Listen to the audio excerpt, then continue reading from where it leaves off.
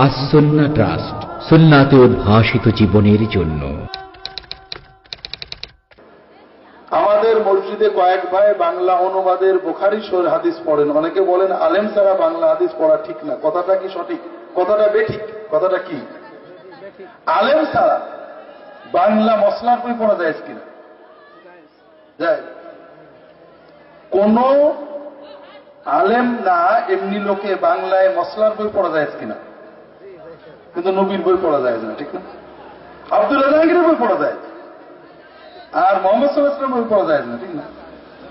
কথা হলো ভাইয়েরা, এই যে বাংলাতে বুখারী শরীফ পড়েছে, আমাদের দেশে বাংলা বুখারী শরীফ প্রথম করেছেন শাইখুল হাদিস মাওলানা আজিজুল হক সাহেব।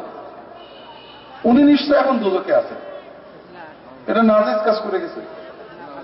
বুখারী শরীফেরই বাংলা করেছেন কি আলেমদের জন্য না নন আলেমদের জন্য?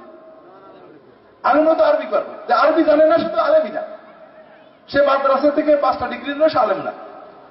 আলেমরা তো আরবি পড়বে। শাইখুল হাদিস আল্লামা আজিজুল হক বাংলা করলেন নিশ্চয় মানুষদের দোজখে দেওয়ার জন্য। আর লক্ষ লক্ষ মানুষের দোজখে নেওয়ার কারণে উনি তো দোজখেই যাবেন, ঠিক আছে না? আসলে মূর্খতা ব্যাপক। আর আমরা আলেমরা চাই না যে আপনারা জানাশোনা করেন, কারণ জানলে তার আমাদের মানবেন না। তবে খেয়াল রাখতে হবে, বুখারী পড়ে আপনি মুফতি হতে পারেন না। আপনি একটা হাদিস পড়ে মুফতি হওয়া যায় না। একটা ডাক্তারি বই পড়েই আপনি বলেন ওই ডাক্তার ওষুধ দেশে ভুল হবে। ডাক্তারি বই কি একটা আছে না অনেক আছে? বুখারী পড়বেন, কোরআনের তর্জমা পড়বেন, বাংলা বুখারী পড়বেন, মুসলিম পড়বেন। তবে কোন বিষয়ে মনে ইশকাল হলে আলেমদের সাথে কথা বলবেন। কথা বুঝতে পেরেছেন?